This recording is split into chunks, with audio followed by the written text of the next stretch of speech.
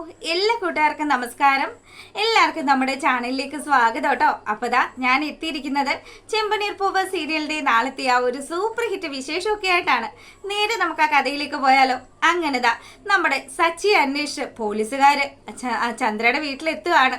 അപ്പൊ അവിടെ വന്നതും ഇവനും അതുപോലെ നവീനും തമ്മിലുണ്ടായ പ്രശ്നങ്ങളൊക്കെ അന്വേഷിക്കുമ്പോഴത്തേക്കിനും സച്ചി പറഞ്ഞു, അതെ അവൻ ഒരു പെൺകൊച്ചിനെ കുറിച്ച് വളരെ മോശമായിട്ടാണ് സംസാരിച്ചത്. പിന്നെ എനിക്ക് എൻ്റെ അമ്മയെയും പെങ്ങളെയും ഒക്കെ പറയുന്നത് പോലെ തോന്നി. അതുകൊണ്ട് മാത്രമാണ് സാറേ ഞാൻ അന്നേരം അങ്ങനെയൊക്കെ പ്രതികരിച്ചത്.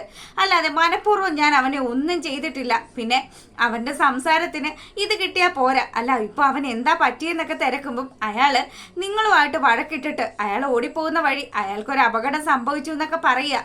അല്ല ഒരു പെൺകൊച്ചിനെ കുറിച്ച് നിങ്ങളോട് പറഞ്ഞല്ലോ, അതാരാണ് എന്നുള്ള കാര്യം നിങ്ങൾക്ക് അറിയാവോ എന്ന് ചോദിക്കുമ്പോൾ സച്ചി നമ്മുടെ ശ്രുതിയെ ഒന്ന് നോക്കി. എന്തായാലും ശ്രുതിയാണ് എന്നുള്ള രീതിയിലാണ് നമ്മളെ കാണിക്കുന്നത്. പക്ഷെ സച്ചി പറഞ്ഞു, എനിക്കറിയില്ല സാറേ എന്താ സംഭവം എന്നുള്ളത്. എന്തായാലും ഇന്ന് വിവാഹിതയാകാൻ പോകുന്ന ഏതോ ഒരു പെൺകൊച്ചിനെ കുറിച്ചിട്ടാണ് പറഞ്ഞത്. അപ്പോഴും സച്ചി അറിയുന്നേ ഇല്ല ശ്രുതിയാണ് കക്ഷി എന്നുള്ള കാര്യം. അങ്ങനെ ഒരുവിധം നമ്മുടെ ശ്രുതി രക്ഷപ്പെട്ടു. പോലീസുകാരും ഒക്കെ വന്നു പോയി. അതിനുശേഷമാണെങ്കിൽ സച്ചിയെ എപ്പോഴും പറയുന്നത് പോലെ നമ്മുടെ ചന്ദ്രമതി കുറ്റപ്പെടുത്താൻ തുടങ്ങി. അപ്പൊ രവി പറഞ്ഞു, ചന്ദ്രേ പ്രശ്നങ്ങളൊക്കെ ഉണ്ടാവുമ്പോഴത്തേക്കിനും സച്ചി അതൊന്നും കണ്ടിട്ട് മിണ്ടാണ്ടിരിക്കുന്നവനല്ല നിന്റെ സുധിയെ പോലെ. അതെ എൻ്റെ മകൻ എല്ലാ കാര്യങ്ങളും ഇടപെടും. അവൻ ന്യായമായ കാര്യങ്ങൾക്ക് വേണ്ടിയിട്ട് എന്തും ചെയ്യാൻ മടിയില്ലാത്തവനാണ് എന്നൊക്കെ സംസാരിക്കുമ്പോഴത്തേക്കിനും ചന്ദ്രയാണെങ്കിൽ അതിനൊന്നും മടിയില്ലാത്തതുകൊണ്ടാണ് ഇവിടെ പോലീസ് കയറി ഇറങ്ങുന്നതെന്ന് സംസാരിച്ചു. പിന്നീടാണെങ്കിലോ, അല്ല നിങ്ങളിങ്ങനെ അങ്ങോട്ടും ഇങ്ങോട്ടും ഒക്കെ വർത്തമാനം പറഞ്ഞുകൊണ്ട് നിന്നാ മതിയോ?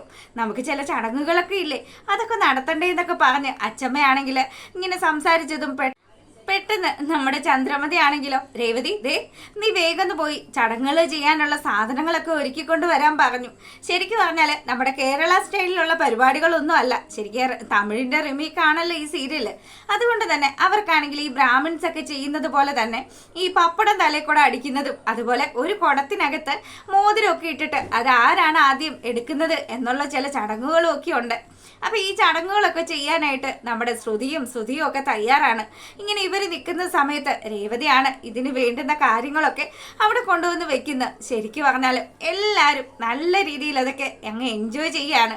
അങ്ങനെ അവിടെ ആ ഒരു കാര്യങ്ങളൊക്കെ നടക്കുമ്പോൾ നമ്മുടെ സച്ചി സംഗതിയൊക്കെ ശരി തന്നെയാണ്, പക്ഷേ ഇതൊന്നും കണ്ടിട്ട് സച്ചിക്ക് തീരെ അങ്ങ് പിടിക്കുന്നില്ല. അത് സുധിയുടെയും ശ്രുതിയുടെയും കല്യാണം ആയതുകൊണ്ട് തന്നെയാണ്. അപ്പൊ അച്ഛമ്മയാണെങ്കിൽ ഇങ്ങനെ മനസ്സിൽ വിചാരിച്ചു കേട്ടോ, നമ്മുടെ രേവതിയുടെയും സച്ചിയുടെയും വിവാഹമൊക്കെ അവർക്ക് ഇഷ്ടമില്ലാതെ നടത്തിയതാണല്ലോ. അതുകൊണ്ട് തന്നെ അവരിങ്ങനെയുള്ളൊരു ചടങ്ങൊന്നും ചെയ്തിട്ടുമില്ല. അപ്പം എങ്ങനെയെങ്കിലും തൻ്റെ സച്ചിക്കും രേവതിക്കും ഇങ്ങനെയുള്ളൊരു ചടങ്ങ് നടത്തണമെന്ന് അച്ചമ്മയ്ക്കൊരാഗ്രഹം തോന്നുകയാണ്. അങ്ങനെ പരിപാടി ചടങ്ങുകളൊക്കെ കഴിഞ്ഞു. അതിനുശേഷമാണെങ്കിൽ നമ്മുടെ ശ്രുതിയെ കൂട്ടുകാരി വിളിക്കുകയാണ്. അവള് വിളിച്ചതും, ദേ എടി നിനക്കൊരു സന്തോഷ വാർത്തയുണ്ട്. ദേ ആ നവീനുണ്ടല്ലോ, അവന് ആശുപത്രിയിലാണ്. അവന് ആക്സിഡന്റ് ഉണ്ടായി, ഇപ്പതാ കോമ സ്റ്റേജിലാണ്. എന്തായാലും നീ ഇനി കുറച്ചു കാലത്തേക്ക് അവരുടെ ശല്യം പേടിക്കൊന്നും വേണ്ട. മിക്കവാറും അവൻ അങ്ങനെ കിടക്കാനാ സാധ്യത. ഈ സന്തോഷ വാർത്ത കേട്ടിട്ട് നമ്മുടെ ശ്രുതിയാണെങ്കിൽ, എടി നീ പറഞ്ഞത് സത്യമാണോ?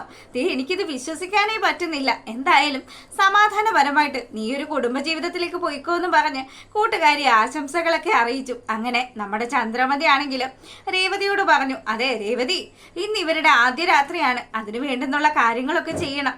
നീ ഒരു കാര്യം ചെയ്, ദേ നിന്റെ ആ ഒരു പൂക്കൾ കൊണ്ടുവന്ന് വെച്ചിട്ടുണ്ടല്ലോ, ആ പൂവിൽ നിന്ന് കുറച്ച് പൂവെടുത്ത് മണിയറയൊക്കെ അലങ്കരിക്കാൻ പറഞ്ഞു. അയ്യോ അമ്മേ അതിപ്പോ എന്ത് ചെയ്യാനാ, അത് ഓരോ ആൾക്കാർ ഓർഡർ ചെയ്ത അനുസരിച്ചല്ലേ പൂക്കൾ കൊണ്ടുവന്നിരിക്കുന്നത്. അതെടുത്ത് അങ്ങനെയൊന്നും ചെയ്യാൻ പറ്റില്ല എന്ന് പറഞ്ഞതും, എടി നീ ആർക്ക് കൊടുത്താലും അവര് നിനക്ക് പൈസയല്ലേ തരുന്നത്, ഞാനും നിനക്ക് പൈസ തരാം, അപ്പൊ പ്രശ്നം തീർന്നല്ലോ.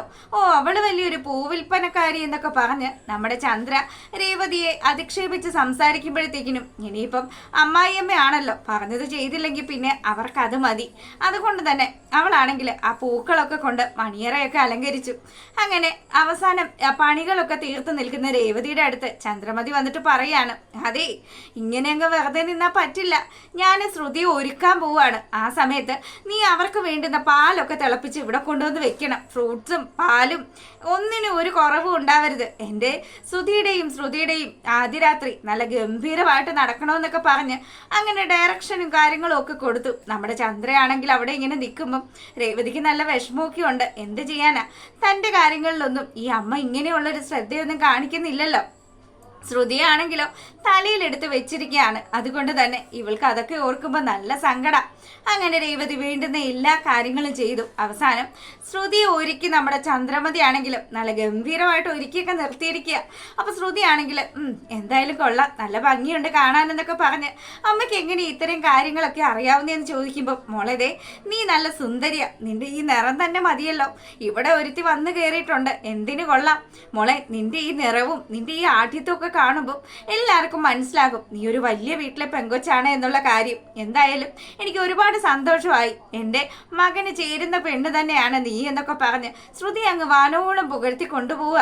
അപ്പം എനിക്ക് അമ്മയെ കിട്ടിയതിലാ ഏറ്റവും അധികം സന്തോഷമെന്നും പറഞ്ഞ് തിരിച്ച് നമ്മുടെ ശ്രുതി ഒരു പോയിന്റ് ഇങ്ങോട്ടും കൊടുത്തു.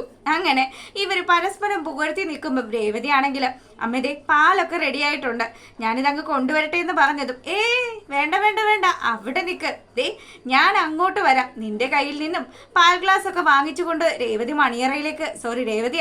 ശ്രുതി മണിയറയിലേക്ക് പോയി കഴിഞ്ഞാൽ അതുങ്ങളുടെ ജീവിതം കട്ടപ്പുകയാകും.